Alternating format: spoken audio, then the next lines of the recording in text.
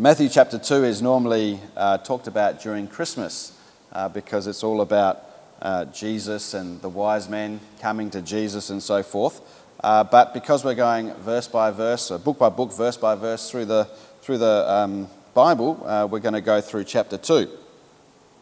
So let's just get right into it. Let's begin with verse 1. It says, "Now after Jesus was born in Bethlehem of Judea in the days of Herod the king, behold, wise men from the east came to Jerusalem." Now Bethlehem means house of bread, and it was the town where Jacob buried his wife Rachel, and it was the place where Ruth and Boaz met and lived, and it was the place where King David was born and raised. So it's a significant town, but it's a very small town. It probably had about 300 people living in it at the time of Christ. So it's quite a small town. Now, Herod the king, there are many Herods in the Bible, and we're going to talk about them as we come along to the scriptures that mention Herod. But this particular Herod is known as King Herod the Great. And King Herod the Great was called King Herod the Great because he was a great administrator, and he did large building projects in his domain. He wasn't a Jew, although he was called the King of the Jews. He called himself the King of the Jews. He was appointed as King of the Jews by the Romans, but he wasn't a Jew. He was an Edomian. He was descended from Esau, and the Jews really hated him. He was a really cruel king. I wrote down some of the cruel things that he did. He was extremely paranoid that somebody was going to take his throne from him. And because of his paranoia, he killed his own wife, along with 3 of his own children, along with his mother-in-law, brother-in-law, and uncle. So he was a real murderer. If you want to look it up, I won't mention it because it's pretty gruesome, but he missed the wife that he killed, and so he did something with her body that you can, if you want to know, Google, but it's pretty wicked. Emperor Caesar Augustus said that it was safer to be Herod's pig than to be his son, because the Jews, of course, didn't eat pigs, and although he wasn't a Jew, he would have been trying to live like a Jew to a certain degree, at least publicly. And so he wouldn't have killed his pig, but he had no problems killing his own sons. So it was safer to be Herod's pig than to be his son. And when he died, which is later on, he knew that nobody was going to mourn him. And so what he did is he had a bunch of prominent people in the city rounded up and gave orders to have them executed upon his death so that people would be mourning when he died. That's how much of a wicked man this was. He was an extremely wicked and evil man. Now, the wise men are really interesting. Sometimes they're called kings, and I think in my first sermon I referred to them as kings. They weren't kings, they were wise men. And the words translated wise men come from one Greek word, which is the word magos, which is sometimes translated in some translations as magi.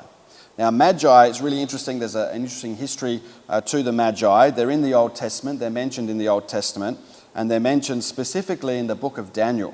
Now, Magi were basically very learned men who would study the natural sciences. For example, they studied mathematics, they studied astronomy, they would have studied ancient texts, from all different religious groups and so forth, as well as their own religion, the Chaldean religion, things like that. They would have read some of the scriptures of the Jews as well, because the Jews lived in Babylon. The wise men come from the east, so they're coming from what we would call today Persia, Babylon area, that sort of thing. Persia, Iran, Iraq, they come from those areas. But they didn't just study the natural sciences.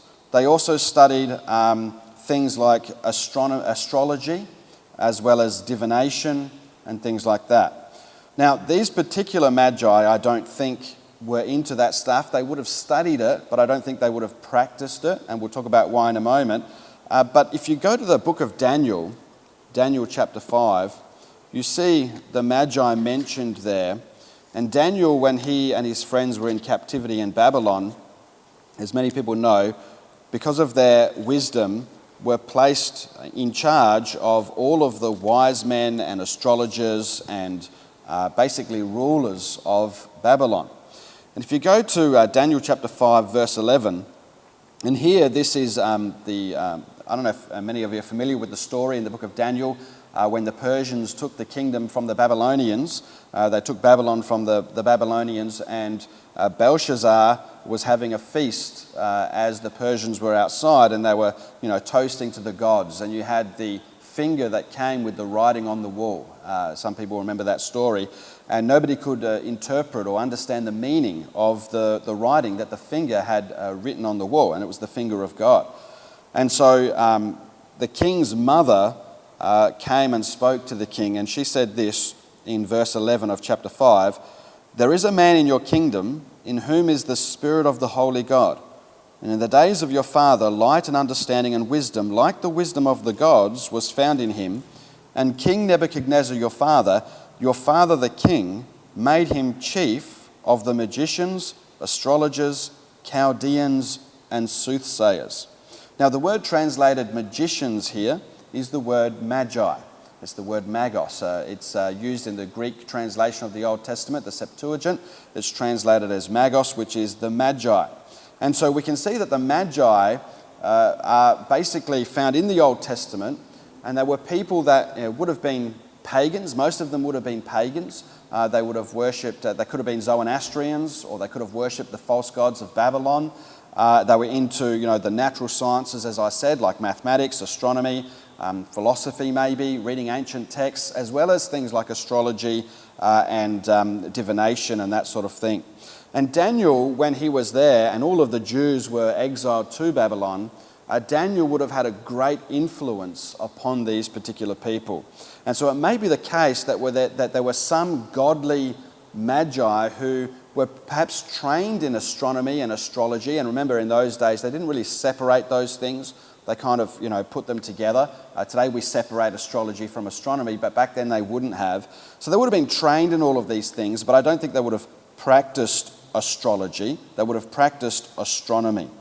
John MacArthur in his Bible commentary says, "They were not kings, but magi, magicians or astrologers, possibly Zoroastrian wise men from Persia, whose knowledge of the Hebrew scriptures could be traced back to the time of Daniel."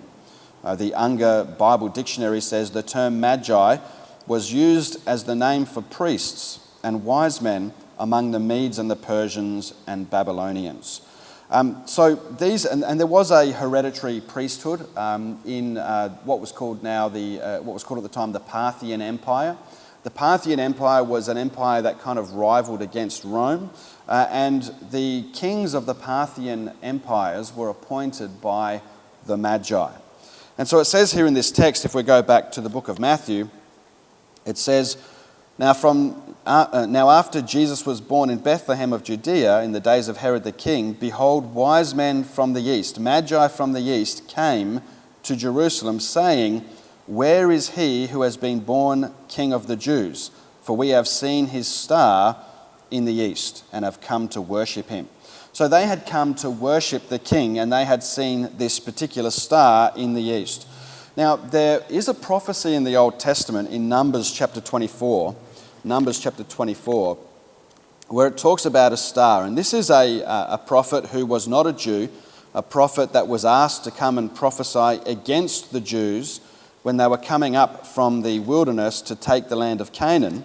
But instead of prophesying against them, this prophet by the name of Balaam actually prophesied in favor. He prophesied a blessing upon them because that's what God commanded him to prophesy.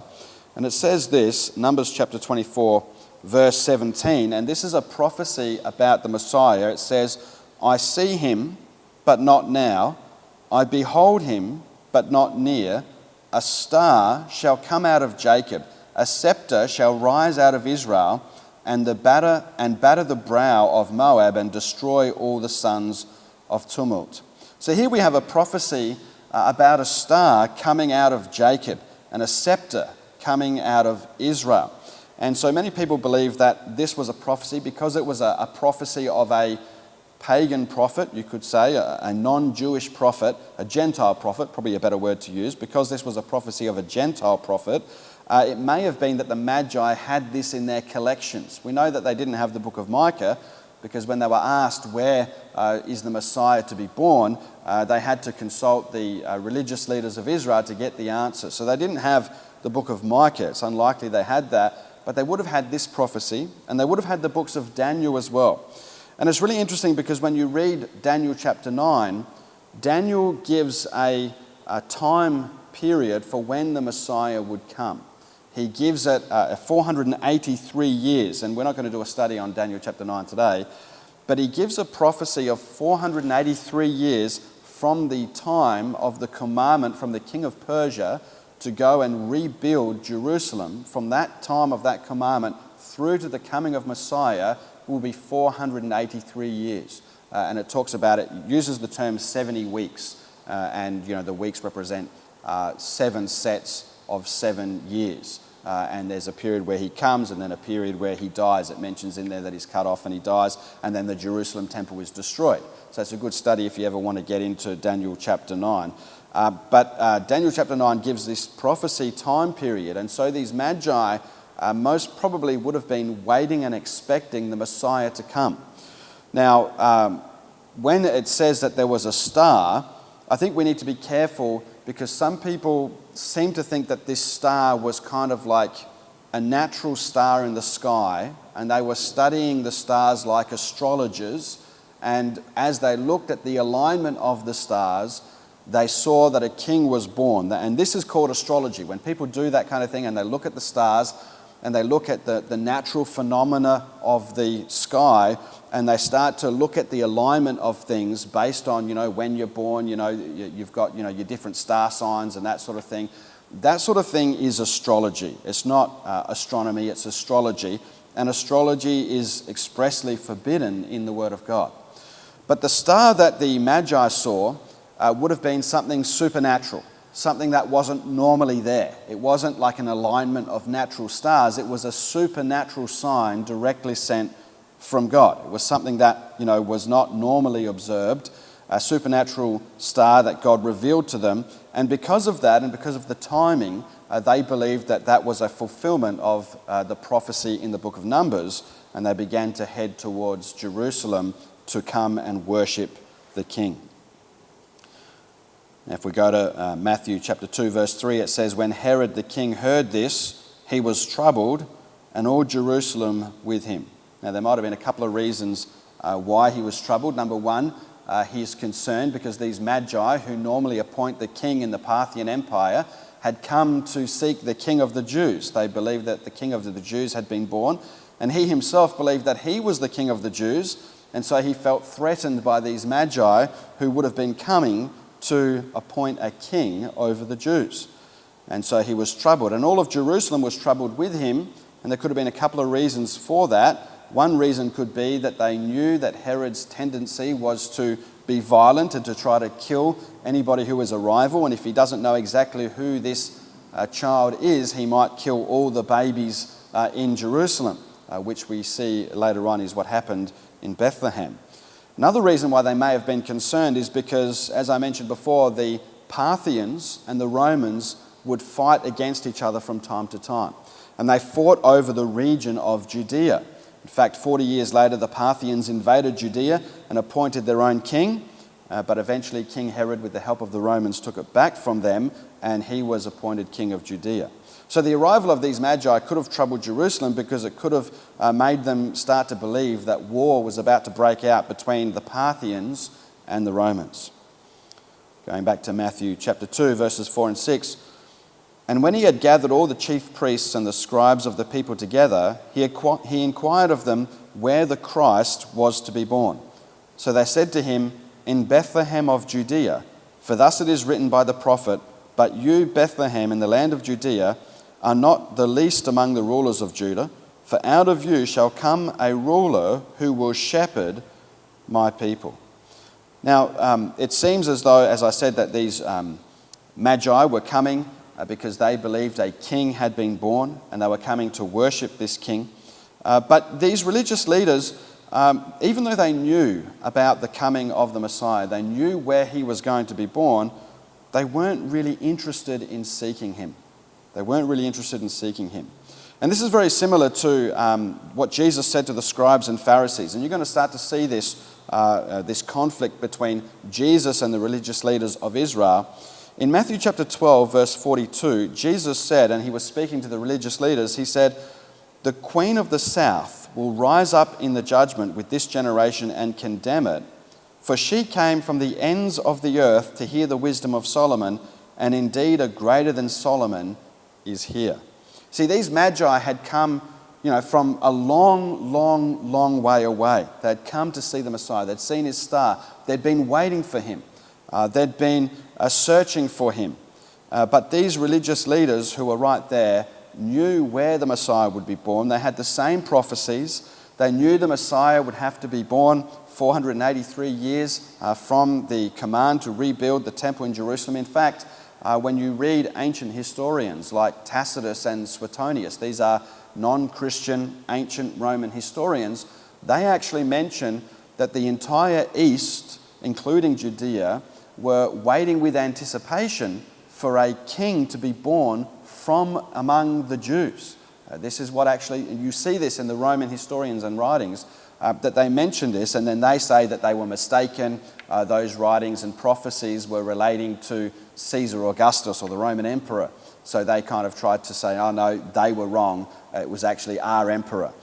But those writings show us that at the time, the people in the East and the people in Judea were expecting a king to come, and they expected this king to rule the world. This isn't in Christian writings, this is in secular, ancient Roman historian writings. And of course we know there was much frenzy at the time of Jesus and John the Baptist that the Messiah was going to come. But yet these religious leaders were just not interested in seeking out the Messiah. But these Gentiles were. And this really begins to show us a theme in the New Testament. As you read through the New Testament, what you find is the Jews rejecting Jesus, especially the religious leaders, and the Gentiles accepting him. And this is really to fulfill prophecy. When you read a lot of the Old Testament prophecies, you'll see that when the Messiah comes, according to those prophecies, he will be rejected by his own people. So, for example, you've got Isaiah 53. Isaiah 53 is really interesting because it reads like a confession. We esteemed him stricken and smitten by God, which is what the Jews today believe. They believe that Jesus was judged by God on the cross. So we esteemed him to be stricken and smitten by God, but he was wounded for our transgressions. He was bruised for our iniquities. And so Isaiah 53 is really like a confession, perhaps a prophetic confession of a future generation of Jews who will one day return to the one true God and turn to Jesus and confess that they were wrong all along. And so we can see that this is the beginning of that, the Jews rejecting their own Messiah. Then Herod, verse 7, when he had secretly called the wise men, determined from them what time the star appeared. You see, he wanted to know what time the star actually appeared, because the wise men actually arrived after Jesus was born. The wise men didn't actually arrive at the time he was born. I know when we have the nativity scene and that sort of thing, we have the wise men there with the baby Jesus in the manger and stuff like that. But that's not actually how it happened. When you read the book of Luke, you'll see that there is some things that happened in between. They went to Jerusalem, they made an offering, for purity and so forth. There was a number of things that happened. And what we have in the Gospel of Matthew chapter 2 is after all of that. So this could have been several months later, perhaps even a year or two later, that the wise men actually come. And so Herod wanted to know, when did they see the star? Because he wanted to ascertain the rough age of this child so that he could make sure that he killed all the babies, as we'll see in a moment, from that age down. And he sent them to Bethlehem and said, because he had found out where the Messiah was to be born, he sent them to Bethlehem and said, "Go and search carefully for the young child, and when you have found him, bring back word to me that I may come and worship him also." Now this is really interesting because, Herod here obviously did not want to worship the one true king. He didn't want to worship the Messiah. He wanted to kill the Messiah. but he was coming across to these Magi as if he was some kind of godly man that actually cared about the Messiah and wanted to worship the Messiah. And this is something that we see in the world today all the time, both in politics as well as in the church. You see people that want to put on a facade that they want to come and worship Jesus. You know, I love Jesus just like you. I want to worship the King just like you. But really, inwardly, they are extremely evil and wicked people. And they seek to deceive godly people who want to worship the one true King. So don't believe everybody that says that they're a Christian. Don't believe everyone that says they're a pastor. Don't believe everyone that says that they want to worship Jesus, because if we were to believe everyone, we would have to believe King Herod, and King Herod was a wicked man who murdered many people. So we can't just accept everyone, otherwise we would have to accept these kinds of people as well. So just because somebody says that they love Jesus, it doesn't mean that they really do. Verse 9 of Matthew chapter 2, when they heard the king, they departed, and behold, the star which they had seen in the east went before them. Some people say that this star could possibly be an angel, and I think that's possible as well. Till it came and stood over where the young child was. When they saw the star, they rejoiced with exceedingly great joy. And when they had come into the house, they saw the young child with Mary his mother, and fell down and worshipped him. And when they had opened their treasures, they presented gifts to him, gold, frankincense, and myrrh. Then, being divinely warned in a dream that they should not return to Herod, they departed for their own country another way. I think that as well shows that these men were godly men that God spoke to in dreams. That's why I don't think that they would have been astrologers, they would have been astronomers. But I want you to notice here that when they saw the king, when they saw the star, the star that was going to lead them to Jesus, they rejoiced with exceeding joy.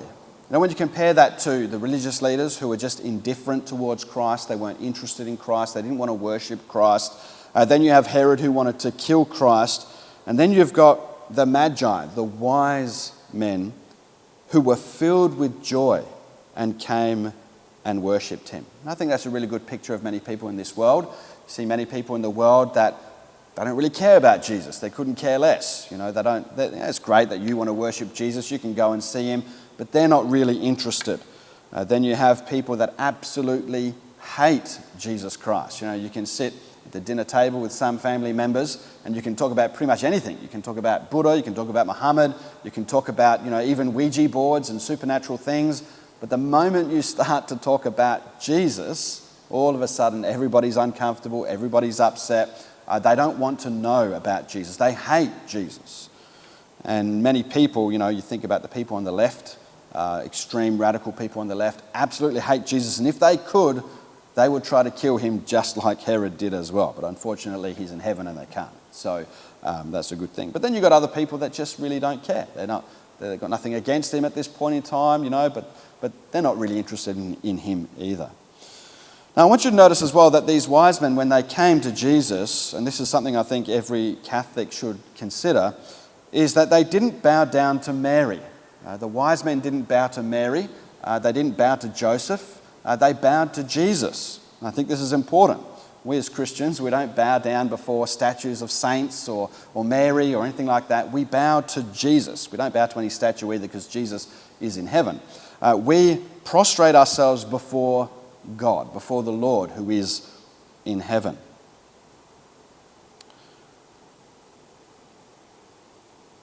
Now these gifts are worth looking at. These three gifts. Some people think that because there were three gifts, there were three wise men, but there were actually, there's no mention in the scriptures of how many wise men there actually were, but we do know that there were three gifts. The first gift is gold. And gold in the scriptures is used to symbolize royalty as well as deity. It's used to crown kings. You make a golden crown to crown a king. You use gold to, the golden scepter. You have gold on the throne of a king. You've got gold also used in temples. Idols are overlaid with gold. You have, Nebuchadnezzar's statue which was of solid gold, right? So gold is used, and also gold is used obviously in the temple. The Ark of the Covenant is overlaid with gold. Different parts of the temple utensils and so forth are overlaid with gold. So gold could be symbolic of royalty and divinity. Frankincense, it was also used in making anointing oil. It was used to mix with other spices and so forth to make the anointing oil for the service of the tabernacle. It was used also to anoint priests as well. And myrrh was used to make perfume, especially the kind of perfume that was used to prepare bodies for burial. When you read John chapter 19, verse 38 and 40, you see that Jesus, in fact, why don't we just turn there? John chapter 19.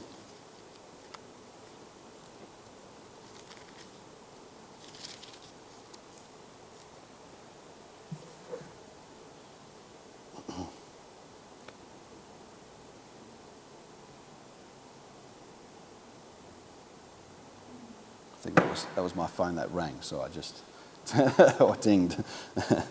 John chapter 19, verse 38 and 40.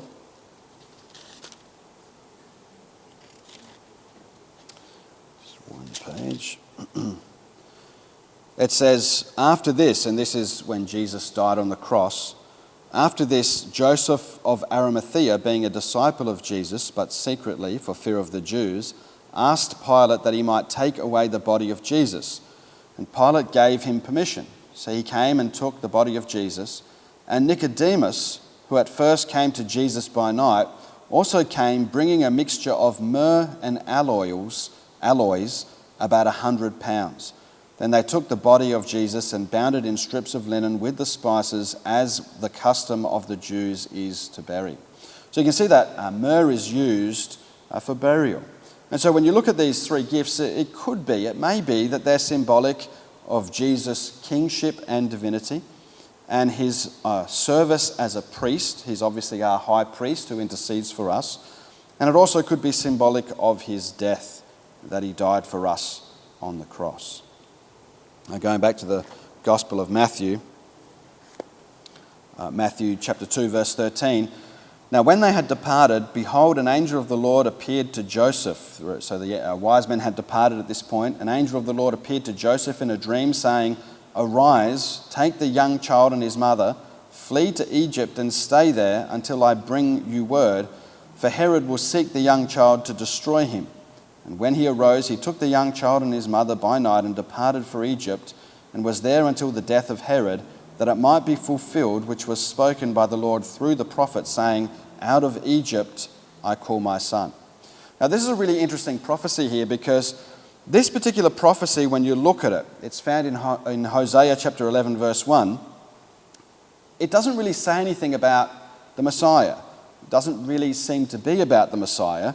In the context of the passage, the prophet is recounting how God brought Israel out of Egypt. That seems to be what it's about. It doesn't really mention anything about Jesus as the Messiah. So why does Matthew use it here in this particular passage of Scripture to say that it was fulfilled, out of Egypt I call my son? And the reason why is because Jews in the first century use a particular type of interpretation called midrash. Now we might refer to it as typology. And so there were certain things in the Old Testament that kind of foreshadowed things to come. And so the calling out of Egypt for Matthew, as he speaks under the inspiration of the Holy Spirit, is a foreshadowing of Christ coming out of Egypt as well. So, and when you go through the book of Matthew, there's a number of comparisons between Jesus and Israel. Let me give you some examples. We've heard, first of all, that Jesus came out of Egypt and Israel came out of Egypt. Israel passed through the waters of the Red Sea, and Jesus passed through the waters of baptism. Israel was tested 40 years in the wilderness, and Jesus was tested 40 days in the wilderness, and we'll talk about that when we get to it. Israel received God's law on Mount Sinai, and Jesus gave the Sermon on the Mount. So it's a very similar situation, right? Israel was fed with manna from heaven, and Jesus fed the crowds with bread in the wilderness. Israel was called a light to the nations. Jesus brought light to the world. Israel entered the promised land under Joshua. Jesus, whose name in the Greek is the Greek form of Joshua, opens the way to the true promised rest through faith alone. Again and again, as you go through the New Testament, you see that there's this comparison between Jesus and Israel. There's also a comparison between Jesus and Moses. Jesus is the new Moses as well. So that's why Matthew says that this is a fulfillment, because it's kind of like a foreshadowing of the coming of the Messiah. And you're going to see this in the New Testament. It's like sometimes it's referred to as like a double fulfillment. You'll see a prophecy in the Old Testament that's fulfilled immediately, but then there's a second fulfillment. And this is something that Jews in the first century did, and even Jewish rabbis today do as well. They see double fulfillment, but they don't like to apply the double fulfillment in the Christian particular prophecies that refer to Christ. So going back to Matthew chapter 2, verse 16 to 18, then Herod, when he saw that he was deceived by the wise men, was exceedingly angry, and he sent forth and put to death all the male children who were in Bethlehem, in all of its districts, from 2 years old and under, according to the time which he had determined from the wise men. So it seems as though the wise men probably started heading out from the east to Jerusalem or to Judea about 2 years before they actually arrived. Then was fulfilled what was spoken by the prophet Jeremiah, saying, "A voice was heard in Ramah, lamentation, weeping, and great mourning, Rachel weeping for her children, refusing to be comforted because they are no more."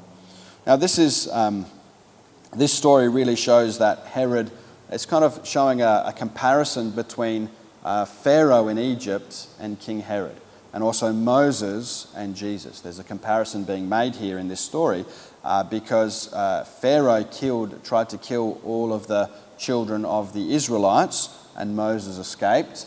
And in the same way here, King Herod tries to kill all of the Jewish babies in Bethlehem, and Jesus escapes. Matthew chapter 2, verse 19 to 23. Now when Herod was dead, behold, an angel of the Lord appeared in a dream to Joseph in Egypt, saying, "Arise, take the young child and his mother, and go to the land of Israel, for those who sought the young child's life are dead." So Herod had died. He was about 70 years old, actually, at the time that Jesus was born, and he was actually already quite sick, which is really interesting because you have to ask yourself the question, why would he really feel threatened by this baby? I mean, he's 70, he's pretty sick already, he's probably close to dying, and he probably knows it. I think what it is that Satan is stirring up his heart. Satan is the one that ultimately wants to kill Jesus, and so Satan is the one that is actually stirring up his heart with hatred and causing him to want to kill the Messiah.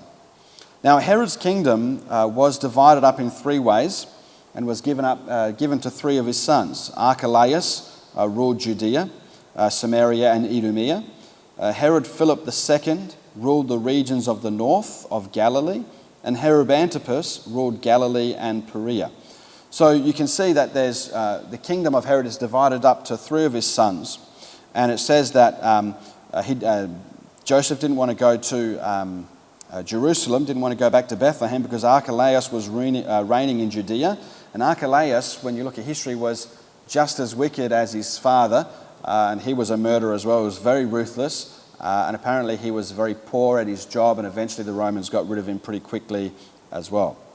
So he goes to Nazareth instead. And it says here, and being warned by God in a dream, he turned aside into the region of Galilee and came to and dwelt in a city called Nazareth, that it might be fulfilled, which was spoken by the prophets, he shall be called a Nazarene.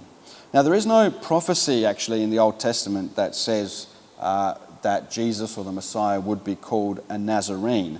And it's interesting, a lot of scholars point out that here Matthew is saying prophets in the plural. And they believe that what he's doing is he's not referring to any particular direct text from a particular prophet. They believe that he's just referring to something that the prophets in general referred to, and that is he would be despised. You see, to be called a Nazarene was kind of like a byword to be called, somebody who, was, not the best kind of person to be around. It was, it says in the Gospel of John, I think it was Nathanael, when he was told that the Messiah they'd found the Messiah, Jesus of Nazareth, he said, "Can anything good come from Nazareth?" Right? So it was a bit of a byword for the undesirable sort. And so it could be that Matthew is referring here when he says he shall be called a Nazarene. Matthew is basically just making a general statement that he will be despised. There won't be anything, that is attractive about him in the eyes of fleshly, carnal men. And so that could be, and we know of that with, he was despised and rejected of men, and there's other prophecies like that in the Old Testament. The Believer's Bible commentary says, Nazarene is used to describe anyone who lived in Nazareth, a town viewed with contempt by the rest of the people. Nathanael expresses this by the proverbial question, can anything good come out of Nazareth? John chapter 1, verse 46. The scorn heaped upon this unimportant town fell upon its inhabitants as well. So when verse 23 says he shall be called a Nazarene, it means that Jesus would be treated with contempt. Although we cannot find any prophecy that Jesus would be called a Nazarene, we can find one that says he would be despised and rejected by men. Isaiah 53, verse 3.